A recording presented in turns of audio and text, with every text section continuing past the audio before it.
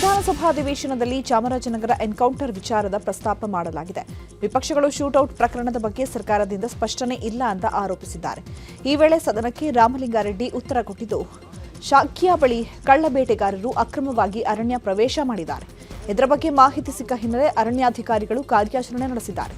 ಈ ವೇಳೆ ಎರಡೂ ಕಡೆಯೂ ಗುಂಡಿನ ಚಕಮಕಿ ನಡೆದಿದ್ದು, ಆತ್ಮರಕ್ಷಣೆಗಾಗಿ ಅರಣ್ಯ ಸಿಬ್ಬಂದಿ ಗುಂಡಿನ ದಾಳಿ ಮಾಡಿದ್ದಾರೆ. ಉದ್ದೇಶಪೂರ್ವಕವಾಗಿ ಗುಂಡಿನ ದಾಳಿ ಮಾಡಿಲ್ಲ. ಕಾರ್ಯಾಚರಣೆಯಲ್ಲಿ ಅರಣ್ಯ ಸಿಬ್ಬಂದಿಗೂ ಗಾಯಗಳಾಗಿವೆ ಅಂತ ಉತ್ತರಿಸಿದ್ದಾರೆ. ಮತ್ತೆ 3 ರೌಂಡ್ಸ್ ಕೆಲವು ಡೌಟ್ಸ್ ಹೇಳಿದ್ರು, ಕಾಲು ಹೊಡಿಬೇಕಾಗಿತ್ತು ಅಂತ. ಬೆಳಿಗ್ಗೆ 5 ಗಂಟೆ 10 ನಿಮಿಷ ಆಗಿರೋದು, 5 ಗಂಟೆ 10 ನಿಮಿಷ ಬೆಳಕಾಗೋದಿಲ್ಲ. ಆಮೇಲೆ ಕಾಡು ದಟ್ಟವಾದ ಕಾಡೋದು, ಕಾಡಲ್ಲಿ ಇನ್ನೂ ಕತ್ತಲಿರುತ್ತೆ, ಗೊತ್ತಾಗೋದಿಲ್ಲ. ಕಾಡಲ್ಲಿ ಇನ್ನೂ ಕತ್ತಲಿರುತ್ತೆ. ಸಹಜವಾಗಿ ಅಲ್ಲಿ ಏನು ಕಾಲು ಗೊತ್ತಾಗಲ್ಲ, ತಲೆನೂ ಗೊತ್ತಾಗಲ್ಲ, ಮುಖನೇ ಗೊತ್ತಾಗೋದಿಲ್ಲ. ಆಮೇಲೆ ನಮ್ಮ ಸ್ಟಾಫ್ 10 ಜನ ಇದ್ದರು ಸಭಾಧ್ಯಕ್ಷರೇ, 2-3 ಅಲ್ಲ, 2 ಟೀಮ್ ಹೋಗಿದ್ರು. 2 ಟೀಮು ಜೀಪುಗಳಲ್ಲಿ ಹೋಗಿದ್ರು. ಅವರು ಕಾಡೆಲ್ಲ ಸುತ್ತಾಡಿದ್ದಾರೆ. ಸಾಯಂಕಾಲ 8 ಗಂಟೆಯಿಂದ ಸುತ್ತಾಕಿ ಬೆಳಿಗ್ಗೆ 5:30 5 ಗಂಟೆಯಲ್ಲಿ ಇನ್ಸಿಡೆಂಟ್ ಆಗಿರ್ತಕ್ಕಂಥದ್ದು. ಮತ್ತು 3 ರೌಂಡ್ಸು ಶೂಟ್ ಮಾಡಿದ್ದಾರೆ. ಅದ್ಯಾವುದೋ ಸ್ಲೈಡ್ ಆ್ಯಕ್ಷನ್ ಗನ್ ಅಂತ ಇದು. ಈ ಪೆಲೆಟ್ಸ್ ಇರುತ್ತೆ, ಅದು ನೇರವಾಗಿ ಒಂದೇ ಇದು ಆಗೋದಿಲ್ಲ. ಈ ಪೆಲೆಟ್ಸ್ ಹೊಡೆದ್ರೆ ಏನಾಗುತ್ತೆ, ಮೈಯೆಲ್ಲ ಹರಡ್ಕೊಳ್ಳುತ್ತೆ, ಮೈಯೆಲ್ಲ ಅದು ಏಟ್ ಬೀಳುತ್ತೆ. ಆ ಪೆಲೆಟ್ಸಲ್ಲಿ ಏನಾಗುತ್ತೆ, 3, 4, 5 ಕಡೆ ಒಬ್ಬೊಬ್ಬರಿಗೆ ಗಾಯಗಳಾಗ್ಬೋದು. ಆ ರೀತಿ ಆ ಸ್ಲೈಡ್ ಆ್ಯಕ್ಷನ್ ಗನ್ನಲ್ಲಿ ಶೂಟ್ ಮಾಡೋದ್ರಿಂದ 3 ರೌಂಡು ಅದು ದೇಹದಲ್ಲಿ ಎಲ್ಲ ಭಾಗದಲ್ಲೂ ಕೂಡ ಹೋಗಿರುತ್ತೆ. ಮತ್ತು ಒಂದೇ ರೌಂಡ್ಗೆ ಬೇಕಾದ್ರೆ 3 ಜನ ಬಿಡ್ತಾರೆ, ಹೋಗ್ಬಿಡ್ಬೋದು. ಇದರಲ್ಲಿ ಇದು ಆಗಿರ್ತಕ್ಕಂಥದ್ದು 5 ಕಿಲೋಮೀಟರ್ ಒಳಗಡೆ ದಟ್ಟ ಅರಣ್ಯದ ಒಳಗಡೆ ಆಗಿರ್ತಕ್ಕಂಥದ್ದು. ಅದು ಅವ್ರ ಜಾಗನೂ ಅಲ್ಲ, ಇದು ಅರಣ್ಯ ಪ್ರದೇಶ. ಇದು ಅರಣ್ಯ ಪ್ರದೇಶದ ಒಳಗೆ ಆಗಿರ್ತಕ್ಕಂಥದ್ದು. 5ರಿಂದ 5 ಕಿಲೋಮೀಟ್ರ್ ಒಳಗಡೆ ಅವರೆಲ್ಲ ಸುತ್ತಾಡಿದ್ದಾರೆ ಸಭಾಧ್ಯಕ್ಷರೇ. ಆಮೇಲೆ ಇವರು ಈಗ ಸುರೇಶ್ ಅವರು, ವಿಜೇಂದ್ರ ಅವರು, ಕೃಷ್ಣಪ್ಪನವರು ಕೂಡ ಅನೇಕ ಪ್ರಶ್ನೆಗಳೆಲ್ಲ ಹೇಳಿದ್ದಾರೆ ಸಭಾ.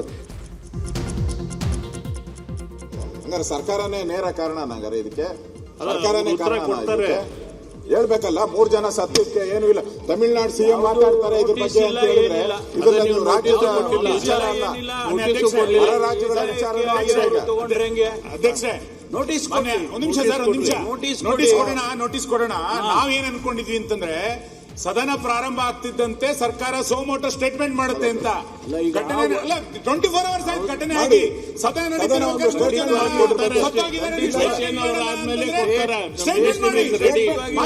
ಸಚಿವರು ಬಂದು ಸ್ಟೇಟ್ಮೆಂಟ್ ಮಾಡಿ, ಮುಖ್ಯಮಂತ್ರಿಗಳು ಸ್ಟೇಟ್ಮೆಂಟ್ ಮಾಡಿ, ಯಾವ ಕಾರಣಕ್ಕೆ ಎನ್ಕೌಂಟರ್ ಆಯ್ತು ಅಂತ ಹೇಳಿ ಸದನ ಗೊತ್ತಾಗ್ಬೇಕಲ್ಲ. ಸದನ ಗೊತ್ತಾಗಲಿದ್ರೆ ಹೆಂಗಾಗುತ್ತೆ? ನಿಯಮಾವಳಿ ಪ್ರಕಾರ ಹೋಗೋನು ಕ್ವೆಶ್ಚನ್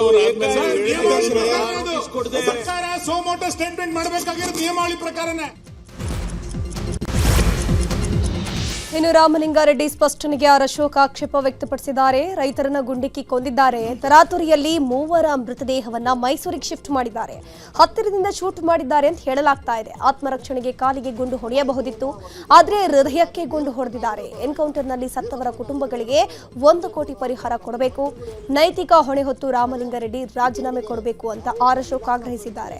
ಇನ್ನು ಇದೇ ವೇಳೆ ರಾಮಲಿಂಗಾರೆಡ್ಡಿ ಅವರು ಕೂಡ ಉತ್ತರಿಸಿದ್ದು, ಈಗ ಮ್ಯಾಜಿಸ್ಟ್ರೇಟ್ ತನಿಖೆ ಆಗ್ತಾ ಇದೆ, ಒಂದು ವೇಳೆ ಅದರಲ್ಲಿ ತೃಪ್ತಿ ಇಲ್ಲದಿದ್ರೆ ನ್ಯಾಯಾಂಗ ತನಿಖೆಗೆ ನೀಡುತ್ತೀವಿ ಅಂತಂದ್ರು. ನಾನು ಮಾಜರ್ ಮಾಡೋದ್ರಲ್ಲೂ ತಪ್ಪು ಮಾಡಿದ್ದಾರೆ, ಅದಕ್ಕೆ ನಾನು ಸರ್ಕಾರಕ್ಕೆ ಡಿಮ್ಯಾಂಡ್ ಮಾಡೋ ಅಂಥದ್ದು, ಅವ್ರಿಗೆ 1 ಕೋಟಿ ರೂಪಾಯಿ ಪರಿಹಾರ ಕೊಡಬೇಕು ಅಂತ ಹೇಳಿ ನಾನು ಡಿಮ್ಯಾಂಡ್ ಮಾಡ್ತಾ ಇದ್ದೀನಿ. 1 ಕೋಟಿ ರೂಪಾಯಿ, ಯಾಕಂದ್ರೆ ಅಮಾಯಕರನ್ನ ಹೊಡೆದಿದ್ದಾರೆ, ಅವಶ್ಯಕತೆ ಇರಲ್ಲ. ವೀರಪ್ಪನ ಆಗಿದ್ರು ಪರವಾಗಿಲ್ಲ, ವೀರಪ್ಪನ ಆಗಿದ್ರೆ ಏನೋ ಪರವಾಗಿಲ್ಲ, ಕೊಡಬೇಕು ಅನ್ನೋ ಆಗ್ರಹ ಮಾಡ್ತೀನಿ. ಮಂತ್ರಿಗಳು ಹೇಳಿದ್ದಾರೆ ಅಲ್ಲಿ ಹೋಗಿ.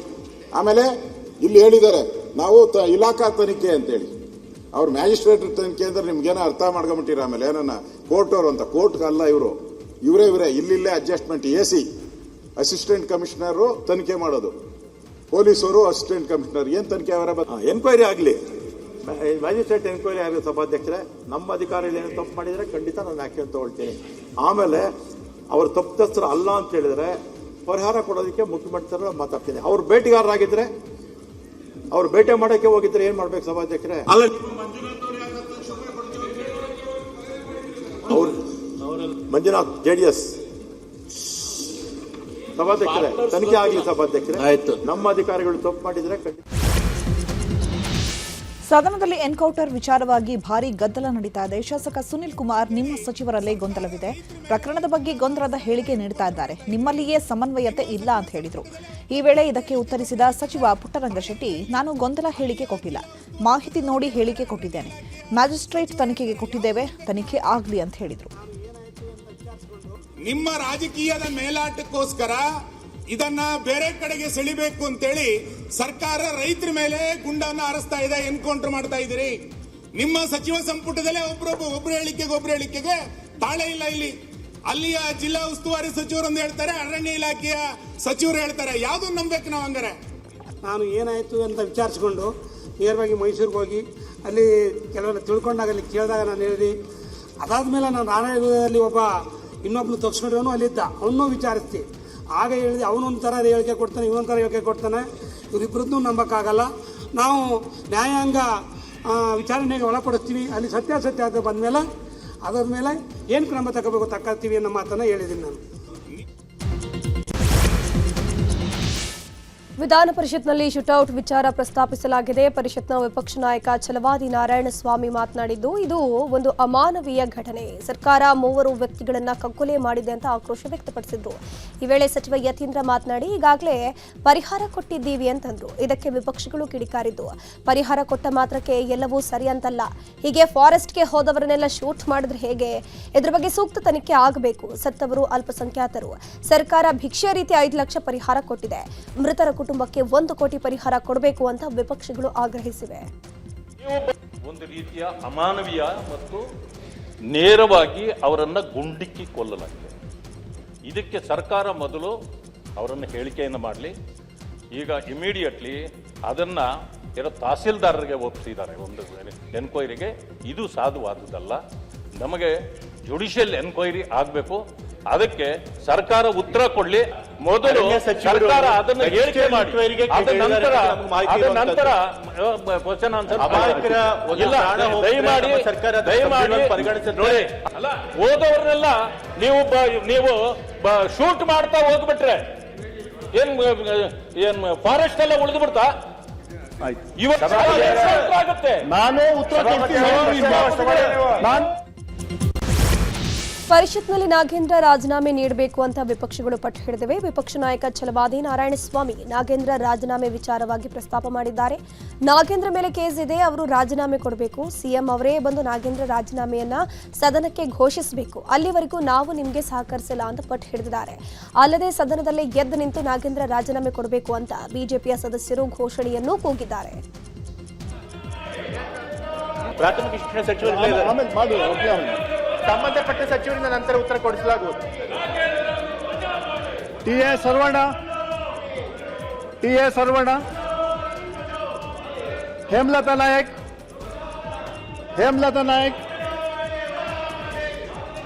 ತಿಪ್ಪಣ್ಣ ಕಮಕ್ನೂರ್.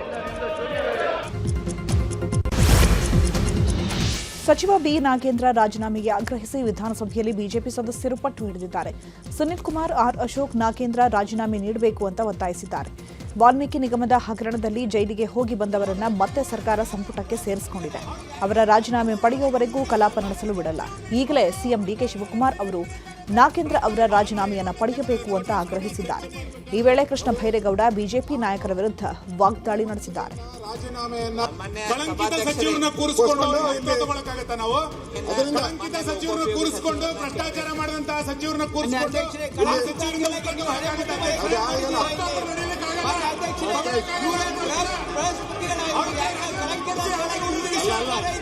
ಇಟ್ಕೊಂಡು ಭ್ರಷ್ಟಾಚಾರ ನಡೆಸಿದ್ರೆ ಹೆಂಗ್ ನಡೆಯಕ್ಕಾಗತ್ತೆ?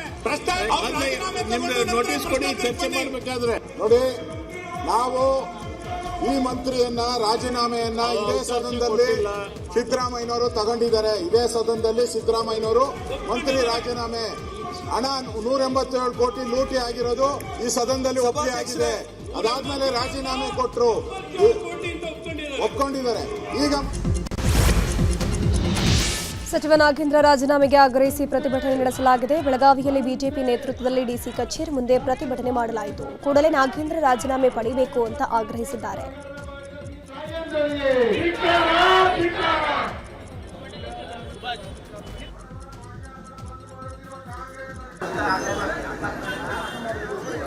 ಇನ್ನು ಕಲಬುರಗಿಯಲ್ಲೂ ಕೂಡ ನಾಗೇಂದ್ರ ರಾಜೀನಾಮೆಗೆ ಆಗ್ರಹಿಸಿ ಪ್ರತಿಭಟನೆ ಮಾಡಲಾಯಿತು. ಕಲಬುರಗಿ ನಗರದ ಎಸ್ವಿಪಿ ವೃತ್ತದಿಂದ ಜಿಲ್ಲಾಧಿಕಾರಿ ಕಚೇರಿವರೆಗೆ ಪ್ರತಿಭಟನಾ ಮೆರವಣಿಗೆ ನಡೆಯಿತು.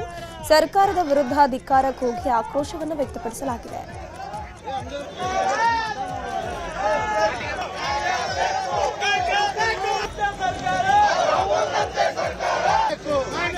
ಮೈಸೂರಿನಲ್ಲೂ ನಾಗೇಂದ್ರ ರಾಜೀನಾಮೆಗೆ ಆಗ್ರಹಿಸಿ ಅಹೋರಾತ್ರಿ ಧರಣಿ ನಡೆಸಲಾಗಿದೆ. ಜಿಲ್ಲಾಧಿಕಾರಿ ಕಚೇರಿ ಮುಂದೆ ಬಿಜೆಪಿ ಪ್ರತಿಭಟನೆ ನಡೆಸಿದ್ದು ಸಚಿವ ನಾಗೇಂದ್ರ ರಾಜೀನಾಮೆಗೆ ಒತ್ತಾಯಿಸಿದ್ದಾರೆ. ದಲಿತರ ಹಣವನ್ನು ನುಂಗಿದ ಲೂಟಿಕೋರರಿಗೆ ಬೆಂಗಳೂರು ದಕ್ಷಿಣ ಜಿಲ್ಲೆಯ ರಾಮನಗರದಲ್ಲೂ ಬಿಜೆಪಿ ಪ್ರತಿಭಟನೆ ನಡೆಸಿತು. ಸಚಿವ ನಾಗೇಂದ್ರ ರಾಜೀನಾಮೆ ಕೊಡಬೇಕು, ಭ್ರಷ್ಟ ಸಚಿವನನ್ನ ಸಂಪುಟದಿಂದ ಕೈ ಬಿಡಬೇಕು ಅಂತ ಆಗ್ರಹಿಸಿದ್ದಾರೆ.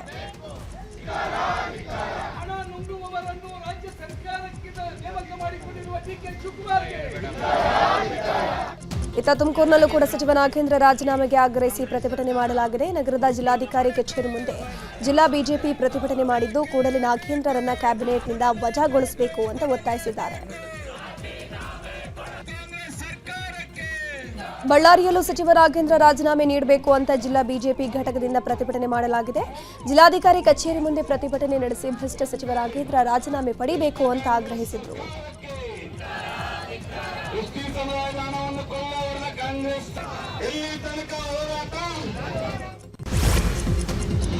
ಆರ್ಎಸ್ಎಸ್ ನಾಯಕರು ಸಂಸ್ಕಾರದ ಬಗ್ಗೆ ಮಾತನಾಡ್ತಾರೆ, ಆದರೆ ಬಿಎಲ್ ಸಂತೋಷ್ ಬಳಸಿದ ಭಾಷೆ ಎಂಥದ್ದು ಅಂತ ಶಾಸಕ ಪ್ರದೀಪ್ ಈಶ್ವರ್ ಪ್ರಶ್ನಿಸಿದ್ದಾರೆ. ಬೆಂಗಳೂರಲ್ಲಿ ಮಾತನಾಡಿದ ಅವರು, ಮೊನ್ನೆ ಮಲ್ಲಿಕಾರ್ಜುನ್ ಖರ್ಗೆ ಅವರ ಬಗ್ಗೆ ಸಂತೋಷ್ ಬಳಸಿದ ಭಾಷೆ ಎಂಥದ್ದು, ಯಾಕವರು ಈ ರೀತಿಯ ಪದ ಬಳಕೆ ಮಾಡ್ತಾರೆ, ಕನಿಷ್ಠ ಗೌರವ ನೀಡಲು ಆಗಲ್ವಾ ಅಂತ ಪ್ರಶ್ನಿಸಿದರು. ರಾಜ್ಯದ ಜನತೆಗೆ RSSನವರ ಸಂಸ್ಕಾರದ ಬಗ್ಗೆ ಇವತ್ತು ಮಾತನಾಡ್ತೀನಿ. BL ಸಂತೋಷ್ ಸರ್ ಅಂತ ಒಬ್ಬರಿದ್ದಾರೆ, RSS ಸಂಘಟನೆಯಿಂದ ಮೇಲ್ ಬಂದವರಂತೆ. ಅವ್ರಿಗೀಗ 59 ವರ್ಷ ವಯಸ್ಸು. ಅವರು ಮೊನ್ನೆ ಭಾಷಣ ಬಿಗಿಯುವಾಗ ನಮ್ಮ ಮಲ್ಲಿಕಾರ್ಜುನ್ ಖರ್ಗೆ ಸಾಹೇಬರು ಈ ರಾಜ್ಯವನ್ನು ಅಭಿವೃದ್ಧಿಯತ್ತ ಕೊಂಡೊಯ್ದು ಮಹಾತ್ಮ ಗಾಂಧೀಜಿ ಅಲಂಕರಿಸಿದ ಸೀಟಲ್ಲಿ ಕೂತ ಶ್ರೇಷ್ಠ ವ್ಯಕ್ತಿ ನಮ್ಮ ಮಲ್ಲಿಕಾರ್ಜುನ್ ಖರ್ಗೆ ಸಾಹೇಬರು. ಪ್ರಿಯಾಂಕ್ ಖರ್ಗೆ ಸಾಹೇಬ್ರ ಬಗ್ಗೆ BL ಸಂತೋಷ್ ಅವರು ಮಾತಾಡುವಾಗ ಅದೇನೋ ರಜಾಕ್ ಆಡಳಿತ ಬಂದಾಗ ಅವರು ಅವ್ರ ಅಪ್ಪ ಅನ್ನೋ ಪದಗಳನ್ನೆಲ್ಲ ಬಳಸಿದ್ದಾರೆ. BL ಸಂತೋಷ್ ಸರ್, ಸಂಸ್ಕಾರ ಅನ್ನೋದು ನೀವು ಪದೇ ಪದೇ ಹೇಳ್ತಿರ್ತೀರಲ್ಲ, ಅದೇನು ಸರ್ ನಿಮ್ಮ ಭಾಷಣದಲ್ಲಿ ಅವರು ಅವರಪ್ಪ ಇಂಥ ಪದಗಳು, ಅವ್ರಿಗೊಂದು ಗೌರವ ಕೊಡಬೇಕು ಅನ್ನೋ ಕನಿಷ್ಠ ಕಾಮನ್ ಸೆನ್ಸ್ ನಿಮಗಿಲ್ಲದೆ ಇದ್ದರೆ ನೀವೇನು ಸಂಸ್ಕಾರ ಕಲ್ತಿದ್ದೀರಾ ಸರ್? CT ರವಿಯ ವಿರುದ್ಧಾರ್ಥಕ ಪದ ಒಳ್ಳೆತನ. BL ಸಂತೋಷ್ ಸಾಹೇಬರು ನಮ್ಮ ಖರ್ಗೆ ಸಾಹೇಬ್ರು ಕ್ಷಮೆ ಕೇಳಬೇಕು. ನೀವೇನೋ ಏಕವಚನದಲ್ಲಿ ಮಾತಾಡಿದ್ದೀರಾ. BL ಸಂತೋಷ್ ಸರ್, ನೀವು ದೊಡ್ಡವರು, ನಿಮ್ಗೆ 58 ವರ್ಷ, ನನಗೆ 40 ವರ್ಷ. ನೋಡಿ, ನಾನು ನಿಮ್ಮನ್ನು ಸರ್ ಅಂತ ಇದ್ದೀನಿ, ಸಾಹೇಬ್ರೇ ಅಂತ ಇದ್ದೀನಿ. ನೀವು ಇದೇ ಪದಗಳನ್ನ ನಮ್ಮ ನಾಯಕರಿಗೆ ಕೊಡಿ ಅಂತ ನಾನು ವಿನಂತಿಸ್ತೇನೆ. ಆರ್ಎಸ್ಎಸ್ 1000 ತಲೆಗಳ ವಿಷ ಸರ್ಪದಂತೆ ಅಂತ ಸಚಿವ ಯತೀಂದ್ರ ಹೇಳಿದ್ದಾರೆ. ಈ ವಿಡಿಯೋ ಭಾರಿ ವೈರಲ್ ಆಗಿದೆ. ಸ್ವಾತಂತ್ರ್ಯ ದಿನದಂದು ಕಾಂಗ್ರೆಸ್ ಕಚೇರಿ ಮುಂದೆ ಪ್ರತಿಭಟನೆ ವೇಳೆ ಹೇಳಿಕೆ ನೀಡಿದ್ದಾರೆ ಎನ್ನಲಾಗಿದೆ. ಇದು ಇಡೀ RSS ಅನ್ನೋದಿದೆಯಲ್ಲ, ಇದು ಒಂದು 1000 ಹೆಡೆಗಳಿರುವಂತಹ ವಿಷ ನಾಗರ. ಆದ್ರೆ ತುಂಬಿಕೊಂಡಿರುವಂತದ್ದು ಜಾತಿವಾದ, ಕೋಮುವಾದ, ಮನುವಾದದ ವಿಷ ತುಂಬಿಕೊಂಡಿರುವಂತದ್ದು. ಇದು ಇಡೀ ಸಮಾಜಕ್ಕೆ ವಿಷ ತುಂಬುವಂತ, ವಿಷ ಕಕ್ಕುವಂತ ಒಂದು ನಾಗರ. ಇದನ್ನ ನಾವು ಹೀಗೆ ಬಿಟ್ರೆ ನಮ್ಮ ಸಮಾಜ ಹಾಳಾಗುತ್ತೆ, ನಮ್ಮ ದೇಶನೂ ಹಾಳಾಗುತ್ತೆ. ಹಾಗಾಗಿ ಯಾರ್ಯಾರು ಪ್ರಜ್ಞಾವಂತರಿರ್ತಾರೆ, ಯಾರು ಈ ಜಾತಿ ವ್ಯವಸ್ಥೆಯನ್ನ ತೊಡೆದು ಹಾಕ್ಬೇಕು ಅಂತ ಭಾವಿಸಿರ್ತಾರೆ, ಅವರೆಲ್ಲರೂ ಕೂಡ ಇವತ್ತು ಈ RSS ನ ಹೀನ ಮನಸ್ಥಿತಿಯನ್ನ ನಾವು ಖಂಡಿಸಬೇಕು. ಅದ್ರ ವಿರುದ್ಧ ನಾವು ಪ್ರತಿಭಟನೆ ಮಾಡಬೇಕು. RSS ಅವರು, BJP ಅವರು, ಶ್ರೀರಾಮ್ ಸೇನೆಯವರು ನಮ್ಮ ಕಾಂಗ್ರೆಸ್ ಪಕ್ಷದ ಅಧ್ಯಕ್ಷರಾದಂತ ಮಲ್ಲಿಕಾರ್ಜುನ್ ಖರ್ಗೆ ಅವರ ಹತ್ರ ಅವರು ಸಾರ್ವಜನಿಕವಾಗಿ ಕ್ಷಮೆ ಕೇಳಲೇಬೇಕು. ಅಲ್ಲಿ ತನಕ ನಾವು ಈ ಪ್ರತಿಭಟನೆ ಮುಂದುವರಿಸಬೇಕು, ಬಿಡಬಾರ್ದು ಅಂತ ಹೇಳಿ. ನೈಸ್ ವಿಚಾರವಾಗಿ ಮುಖ್ಯಮಂತ್ರಿ DK ಶಿವಕುಮಾರ್ ವಿರುದ್ಧ ಕೇಂದ್ರ ಸಚಿವ HD ಕುಮಾರಸ್ವಾಮಿ ಕಿಡಿಕಾರಿದ್ದಾರೆ. ಹಾಸನದ ಹೊಳೆ ನರಸೀಪುರದಲ್ಲಿ ಮಾತನಾಡಿದ HDK, ನ್ಯಾಯಾಲಯದ ತೀರ್ಪುಗಳನ್ನು ಉಲ್ಲೇಖಿಸಿ ನಾನು ಪತ್ರ ಬರೆದಿದ್ದೀನಿ. 1996ರಲ್ಲಿ OMU ಮಾಡುವಾಗ ಅಮೆರಿಕದ ಕಂಪನಿಯವರು ಭಾಗವಹಿಸಿದ್ರು.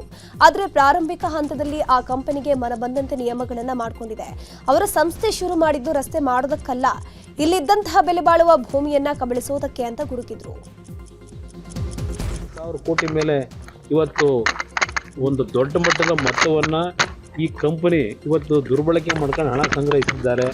ಇದು ಎಲ್ಲ ರೀತಿಯ ತೀರ್ಪೇನಿದೆ. ಇನ್ನೂ ಪಾಪ ಈಗಾಗಲೇ ಒಂದು ತಿಂಗಳ ಹತ್ತತ್ರ ಬಂತು, 20 ದಿನ ಆಗಿದೆ ತೀರ್ಪು ಬಂದು. ಏನು ಕ್ರಮ ತಗೊಂಡಿದ್ದೀರಿ ಈ ಸರ್ಕಾರದಲ್ಲಿ? ನೆನಪಿಸ್ಲಿಕ್ಕೆ ಮೊನ್ನೆ ಪತ್ರ ಬರೆದಿದ್ದೇನೆ. ಏನು ನೋಡ್ತಾರೆ, ಏನು ಮಾಡ್ತಾರೆ ನೋಡೋಣ ಅಂತೇಳಿ.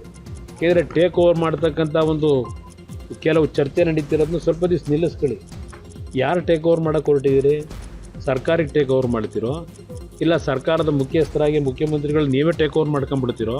ನಿಮ್ಮ ಕಂಪ್ನಿಗೆ ಇಟ್ಕೊಂಡಿದ್ರಲ್ಲ ಕೆಲವ್ರನ್ನ. ಇದೆಲ್ಲ ನಡೀತಿರೋದು ನನಗೂ ಗೊತ್ತಿದೆ. ಅದರಿಂದ ಇದನ್ನು ನೆನಪಿಸ್ಲಿಕ್ಕೆ ಈ ರಾಜ್ಯದ ಆಸ್ತಿ ಅದು ರೈತರ ಭೂಮಿ. ಆ ರೈತರ ಭೂಮಿನ ಮತ್ತೆ ಇನ್ನೊಂದು ರೀತಿಯಲ್ಲಿ ಲೂಟಿ ಹೊಡೆಯೋ ಕೆಲಸ ಮಾಡಬೇಡಿ ಅನ್ನೋದಕ್ಕೆ ಎಚ್ಚರಿಕೆ ಕೊಡ್ಲಿಕ್ಕೆ ಪತ್ರ ಬರ್ತದೆ. ಇಲ್ಲಿಗಲಾಗಿ 2,000 ಕೋಟಿ ಮೇಲೆ. ಬೆಂಗಳೂರಲ್ಲಿ ಟ್ರಾಫಿಕ್ ಪೊಲೀಸ್ ಸಿಬ್ಬಂದಿ ಮೇಲೆ ಹಲ್ಲೆ ನಡೆಸಿದ್ದ ಜೆಡಿಎಸ್ ರಾಜ್ಯ ಪ್ರಧಾನ ಕಾರ್ಯದರ್ಶಿ ಗೊಟ್ಟಿಗೆರೆ ಮಂಜನನ್ನು ಬಂಧಿಸಲಾಗಿದೆ. ಪೊಲೀಸರು ತಡೆದಿದ್ದಕ್ಕೆ ಟ್ರಾಫಿಕ್ ಸಿಬ್ಬಂದಿ ಕೊರಳಪಟ್ಟಿ ಹಿಡಿದು ಮಂಜ ದೌರ್ಜನ್ಯ ಎಸಗಿದ್ದ. ನಿನ್ನೆ ಸಂಜೆ 3 ಗಂಟೆ ಸುಮಾರಿಗೆ ಬನ್ನೀರುಘಟ್ಟ ರಸ್ತೆ ಗೊಟ್ಟಿಗೆರೆ ಸರ್ಕಲ್ನಲ್ಲಿ ಘಟನೆ ನಡೆದಿದೆ. ಕರ್ತವ್ಯಕ್ಕೆ ಅಡ್ಡಿಪಡಿಸಿ ಕಾಲಿನಿಂದ ಒದ್ದು ಕೈಯಲ್ಲಿದ್ದಂತಹ ಮೊಬೈಲ್ ಕಿತ್ತು ನೆಲಕ್ಕೆ ಅಪ್ಪಳಿಸಿ ಹೊಡೆದು ಹಾಕಿರುವಂತಹ ಆರೋಪ ಹಿನ್ನೆಲೆ ಹುಳಿಮಾವು ಪೊಲೀಸ್ ಠಾಣೆಯಲ್ಲಿ ಪ್ರಕರಣ ದಾಖಲಾಗಿದೆ. ಇನ್ನು ಉಳಿದ ಆರೋಪಿಗಳಿಗಾಗಿ ಹುಡುಕಾಟ ಮುಂದುವರೆಸಲಾಗಿದೆ. ಪೊಲೀಸ್ ಸಿಬ್ಬಂದಿ ಮೇಲೆ ಹಲ್ಲೆ ವಿಚಾರದ ಬಗ್ಗೆ ಬೆಂಗಳೂರಿನಲ್ಲಿ ಮಾತನಾಡಿದ ಗೃಹ ಸಚಿವ ಪ್ರಿಯಾಂಕ್ ಖರ್ಗೆ, ರಾಜಕಾರಣಿಗಳು ಅವರ ಕುಟುಂಬಸ್ಥರಿಂದ ಪೊಲೀಸ್ ಹಾಗೂ ಸರ್ಕಾರಿ ಸಿಬ್ಬಂದಿ ಮೇಲೆ ಹಲ್ಲೆ ಸಹಿಸುವಂತಹ ಪ್ರಶ್ನೆಯೇ ಇಲ್ಲ. ಕಾಂಗ್ರೆಸ್, ಬಿಜೆಪಿ, ಜೆಡಿಎಸ್ ಯಾರೇ ಆಗಿರಲಿ ಯಾರಿಗೂ ರಿಯಾಯಿತಿ ಇಲ್ಲ. ಅಧಿಕಾರದ ಮದದಲ್ಲಿ ಸಿಬ್ಬಂದಿ ಮೇಲೆ ದೌರ್ಜನ್ಯ ಮಾಡೋದು ಸರಿಯಲ್ಲ.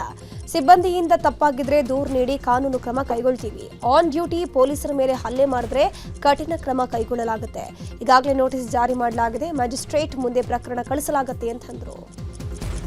ಮಂಡ್ಯದಲ್ಲಾಗಿರುವಂಥ ಘಟನೆ ಇರ್ಬೋದು ಅಥವಾ ನಿನ್ನೆ ಬೆಂಗಳೂರಿನಲ್ಲಾಗಿರುವಂಥ ಘಟನೆ ಇರ್ಬೋದು, ನಿಜವಾಗ್ಲೂ ರಾಜಕಾರಣಿಗಳಿಗೆ ತಲೆ ತಗ್ಗಿಸುವಂಥ ವಿಚಾರ. ಹಿಂಗಾಗಬಾರ್ದು. ಅಧಿಕಾರದ ಮದದಲ್ಲಿ ನೀವು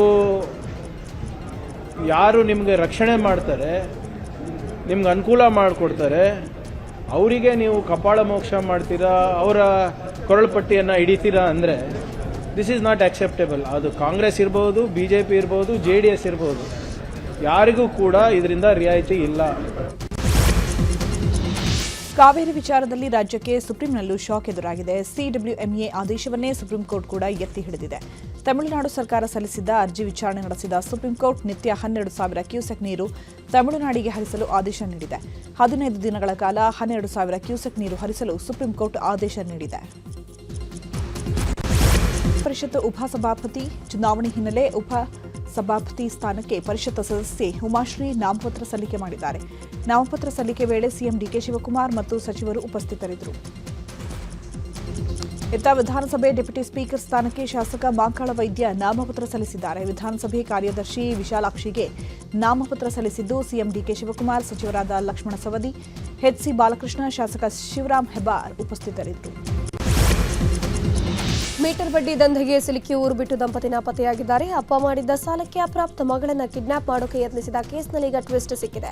ಕೆಲವು ದಿನಗಳ ಹಿಂದೆ ಚಿತ್ರದುರ್ಗದ ಹೊಳಲ್ಕೆರೆಯಲ್ಲಿ ಯುವ ಕಾಂಗ್ರೆಸ್ ಅಧ್ಯಕ್ಷ ಪವನ್ ಹಾಗೂ ಸ್ನೇಹಿತ ಆಕಾಶ್ ಅನ್ನೋರು ಬಾಲಕಿಯೊಬ್ಬಳನ್ನ ಕಿಡ್ನಾಪ್ ಮಾಡೋಕೆ ಯತ್ನಿಸಿದ್ರು ಎನ್ನಲಾಗಿದೆ. ಆದರೆ ಘಟನೆ ನಡೆದು 5 ದಿನ ಆದರೂ ಕೂಡ ಚಿತ್ರಹಳ್ಳಿ ಗೇಟ್ ಠಾಣಾ ಪೊಲೀಸರು ಆರೋಪಿಯನ್ನ ಬಂಧಿಸಿಲ್ಲ. ಆರೋಪಿ ಪವನ್ ತಂದೆಯನ್ನ ಜೀಪಲ್ಲಿ ಕೂರಿಸಿಕೊಂಡು PSI ಮಾತುಕತೆ ನಡೆಸಿದ್ದಾರೆ. PSI ಅಶ್ವಿನಿ ಮಾತುಕತೆ ನಡೆಸಿರುವಂತಹ ವಿಡಿಯೋ ಇದೀಗ ವೈರಲ್ ಆಗಿದೆ. ಪೊಲೀಸರ ನಡೆಗೆ ಸಾರ್ವಜನಿಕ ವಲಯದಲ್ಲಿ ಆಕ್ರೋಶ ಕೂಡ ವ್ಯಕ್ತವಾಗ್ತಾ ಇದೆ. ರಾಜಕೀಯ ಪ್ರಭಾವಕ್ಕೆ ಮಣದ್ರ ಚಿತ್ರಹಳ್ಳಿ ಗೇಟ್ ಪೊಲೀಸರು ಅನ್ನೋ ಅನುಮಾನ ಈಗ ಶುರುವಾಗ್ತಿದೆ. ಬೆಂಗಳೂರಿನಲ್ಲಿ ತಂದೆ ಮಗ ಅನುಮಾನಾಸ್ಪದವಾಗಿ ಸಾವನ್ನಪ್ಪಿರುವ ಘಟನೆ ಚಿಕ್ಕಬಳ್ಳಾಪುರದ ಗುಡ್ಡೆ ಬಸವಪುರದಲ್ಲಿ ನಡೆದಿದೆ. ತಂದೆ ಅಭಿನವ್, ಮಗ ಯದುವೀರ್ ಮೃತರು. ಮೃತದೇಹದ ಮೇಲೆ ಗಾಯದ ಗುರುತುಗಳು ಪತ್ತೆಯಾಗಿದ್ದು ಮೇಲ್ನೋಟಕ್ಕೆ ತಂದೆ ಮಗ ಕೊಲೆ ಆಗಿರುವ ಅನುಮಾನ ವ್ಯಕ್ತವಾಗಿದೆ. ಮನೆಯಲ್ಲಿ ಇಬ್ಬರ ಮೃತದೇಹ ಸಿಕ್ಕಿದ್ದು ಪತ್ನಿ ಹರಿಣಿಯನ್ನ ಪೊಲೀಸರು ವಶಕ್ಕೆ ಪಡೆದು ವಿಚಾರಣೆ ನಡೆಸ್ತಾ ಇದ್ದಾರೆ. ಇನ್ನು ಹರಿಣಿ ಸ್ನೇಹಿತನ ನಂಬರ್ ಮೇಲೆ ಪೊಲೀಸರು ಕಣ್ಣಿಟ್ಟಿದ್ದಾರೆ. ನಿನ್ನೆ ರಾತ್ರಿ ಗಂಡ ಹೆಂಡತಿ ಮಧ್ಯೆ ಗಲಾಟೆಯಾಗಿದೆ. ನಂತರ ಇಬ್ಬರು ಬೇರೆ ಬೇರೆ ರೂಮ್ನಲ್ಲಿ ಮಲಗಿದ್ದಾರೆ. ಆದರೆ ಬೆಳಗ್ಗೆದ್ದು ನೋಡುವಷ್ಟರಲ್ಲಿ ಅಭಿನಂದನ್ ಹಾಗೂ ಯದುವೀರ್ ಸಾವನ್ನಪ್ಪಿದ್ದಾರೆ. ಇದೀಗ ಇಬ್ಬರ ಮೇಲೆ ಹಲವಾರು ಅನುಮಾನ ಮೂಡಿದ್ದು ಫೋನ್ ವಶಕ್ಕೆ ಪಡೆದು ಹರಿಣಿ ಸ್ನೇಹಿತನ ನಂಬರ್ ಕಲೆ ಹಾಕಿದ್ದಾರೆ. ಅಲ್ಲದೆ ಅಭಿನಂದನ್ ಮುಖದಲ್ಲಿ ಗಾಯದ ಗುರುತುಗಳು ಇರೋದ್ರಿಂದ ಗಲಾಟೆಯಾದ ನಂತರ ಹೆಂಡತಿಯಿಂದಲೇ ಕೊಲೆ ಆಗಿರುವ ಶಂಕೆ ವ್ಯಕ್ತವಾಗಿದೆ. ಬೆಂಗಳೂರಿನಲ್ಲಿ ಭಾರಿ ಪ್ರಮಾಣದ ಜಿಲೆಟಿನ್ ಜಪ್ತಿ ಮಾಡಲಾಗಿದೆ. ಬರೋಬ್ಬರಿ 800 ಕೆಜಿ ಜಿಲೆಟಿನ್ ಕಡ್ಡಿಗಳನ್ನು ಸೀಸ್ ಮಾಡಲಾಗಿರುವುದು. ಬೆಳ್ಳಂದೂರಿನ ಭೋಗನಹಳ್ಳಿ ಸಮೀಪದ ಜಿಲೆಟಿನ್ ಕಡ್ಡಿ ಪತ್ತೆಯಾಗಿದ್ದು, ಆದರ್ಶ್ ಡೆವಲಪರ್ಸ್ ಅನ್ನೋರಿಗೆ ಸೇರಿದ ಜಿಲೆಟಿನ್ ಕಡ್ಡಿಗಳು ಇದಾಗಿದೆ ಎನ್ನಲಾಗ್ತಾ ಇದೆ. 25 ಎಕರೆಯಲ್ಲಿ ಆದರ್ಶ್ ಡೆವಲಪರ್ಸ್ ಕಾಮಗಾರಿ ಮಾಡ್ತಾ ಇದೆ. ಯಾವುದೇ ಪರವಾನಗಿ ಪಡೆಯದೆ ಜಿಲೆಟಿನ್ ಸ್ಫೋಟ ಮಾಡಲಾಗಿದೆ ಎನ್ನಲಾಗ್ತಾ ಇದೆ. ರೇಣುಕಾಸ್ವಾಮಿ ಕೊಲೆ ಪ್ರಕರಣ ಸಂಬಂಧ ಇವತ್ತು ಕೋರ್ಟ್ಗೆ ದರ್ಶನ್ ಖುದ್ದು ಹಾಜರಾತಿ ಬಗ್ಗೆ ಆದೇಶ ಹೊರಬೀಳಲಿದೆ. ವಾದ ಪ್ರತಿವಾದ ಆಲಿಸಿದ ಸೆಷನ್ಸ್ ಕೋರ್ಟ್ ಇಂದಿಗೆ ತೀರ್ಪನ್ನು ಕಾಯ್ದಿರಿಸಿತ್ತು. ಇನ್ನು ನ್ಯಾಯಾಧೀಶೆ ಸುಜಾತಾ ಎಂ ಸಂಬ್ರಾಣಿ ಅವರು ತೀರ್ಪು ಪ್ರಕಟ ಮಾಡೋ ನಿರೀಕ್ಷೆ ಇದೆ. ಇನ್ನೊಂದು ಕಡೆ ಪ್ರದೋಷ್ ಸಲ್ಲಿಸಿದ ಮಾಫಿ ಸಾಕ್ಷಿ ಬಗ್ಗೆಯೂ ಕೂಡ ಇಂದೇ ತೀರ್ಮಾನ ಆಗೋ ಸಾಧ್ಯತೆ ಇದೆ. ಯಾವ ದಿನಾಂಕದಂದು ಪ್ರದೋಷ್ ಮಾಫಿ ಸಾಕ್ಷಿಯಾಗಿ ಹೇಳಿಕೆ ದಾಖಲಿಸಬೇಕು ಎಂಬ ಬಗ್ಗೆ ಇವತ್ತು ನಿರ್ಧಾರ ಆಗುತ್ತೆ. ಮಧ್ಯಾಹ್ನ 3:30ಕ್ಕೆ 2 ವಿಚಾರಗಳ ಆದೇಶ ಹೊರಬೀಳುವಂತಹ ನಿರೀಕ್ಷೆ ಇದೆ. ಪರಪ್ಪನ ಅಗ್ರಹಾರ ಜೈಲಲ್ಲಿ ಪ್ರಜ್ವಲ್ ರೇವಣ್ಣ ಮೊಬೈಲ್ ಬಳಕೆ ಪ್ರಕರಣದ ಬಗ್ಗೆ ಚಿತ್ರದುರ್ಗದಲ್ಲಿ ಚಳ್ಳಕೆರೆ ಮೂಲದ ಪೃಥ್ವಿ ಮಾತನಾಡಿದ್ದಾರೆ. ಅಲೋಕ್ ಕುಮಾರ್ ಅಲಕ್ ನಿರಂಜನ್ ಬಂದರೂ ಜೈಲ್ ಕಂಟ್ರೋಲ್ ಮಾಡೋಕ್ಕಾಗಲ್ಲ. ನಾನು 3 ತಿಂಗಳಲ್ಲಿ ಜೈಲಲ್ಲಿದ್ದೆ. ಆರೋಪಿಗಳಿಗೆ 1 ದಿನ ಬೀಡಿ, ಸಿಗರೇಟ್, ಗಾಂಜಾ ಇರದಿದ್ರೆ ಜೈಲಿನ ಗೋಡೆಗೆ ಒಡೆದು ಹೊರಗೆ ಬರ್ತಾರೆ. ಖೈದಿಗಳಿಗೆ ಏನೇ ಆದರೂ ಜೈಲು ಸಿಬ್ಬಂದಿ ಉತ್ತರ ಕೊಡಬೇಕು. ಖೈದಿಗಳು ಕೇಳಿದ್ದು ಕೊಡದಿದ್ರೆ ಹೊಡೆದಾಡ್ಕೊಳ್ತಾರೆ. ಜೈಲು ಸಿಬ್ಬಂದಿ ವಿರುದ್ಧ ನ್ಯಾಯಾಧೀಶರ ಮುಂದೆ ಹೇಳ್ತಾರೆ.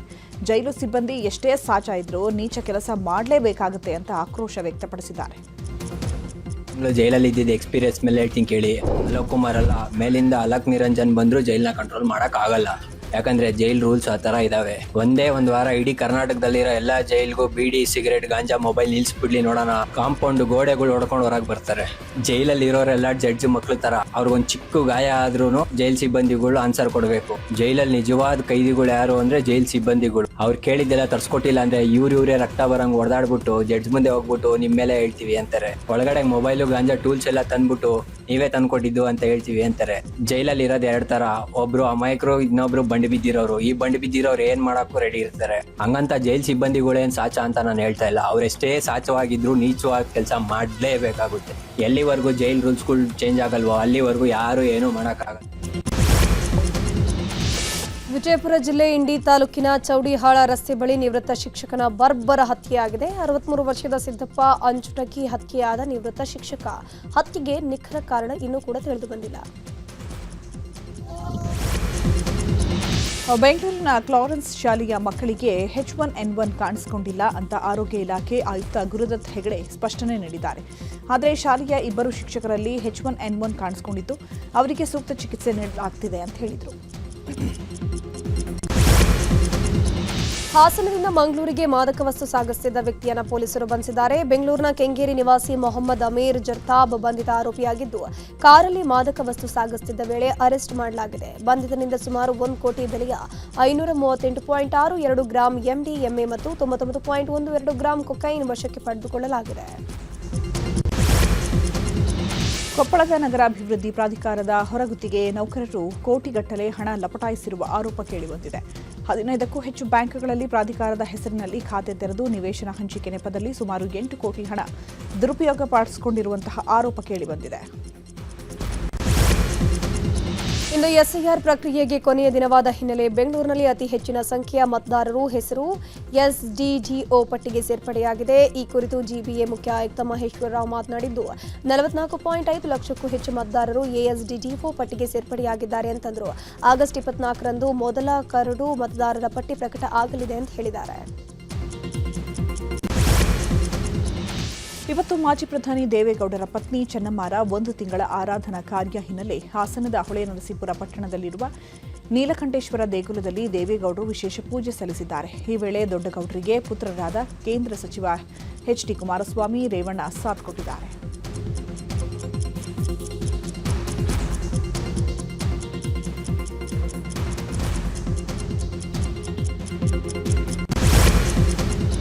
ತೋಟಗಾರಿಕೆ ಇಲಾಖೆಯ ವತಿಯಿಂದ ಬೆಂಗಳೂರಿನ ಲಾಲ್ಬಾಗ್ನಲ್ಲಿ ನಡೆದ ಫಲಪುಷ್ಪ ಪ್ರದರ್ಶನಕ್ಕೆ ಮಿಲೆಕ್ಸ್ ಸಹಯೋಗ ನೀಡಿತು. ಸ್ವಾತಂತ್ರ್ಯೋತ್ಸವ ಹಿನ್ನೆಲೆ ಆಗಸ್ಟ್ 6ರಿಂದ 17ರವರೆಗೆ ನಡೆದ ಫಲಪುಷ್ಪ ಪ್ರದರ್ಶನದಲ್ಲಿ ಈ ಬಾರಿ ಗಂಗರ ಕಾಲದ ಜನಜೀವನ ಅನಾವರಣವಾಗಿದೆ. ಈ ಪ್ರದರ್ಶನಕ್ಕೆ ಮಿಲೆಕ್ಸ್ ಸಹಯೋಗವನ್ನು ಕೊಟ್ಟಿತ್ತು.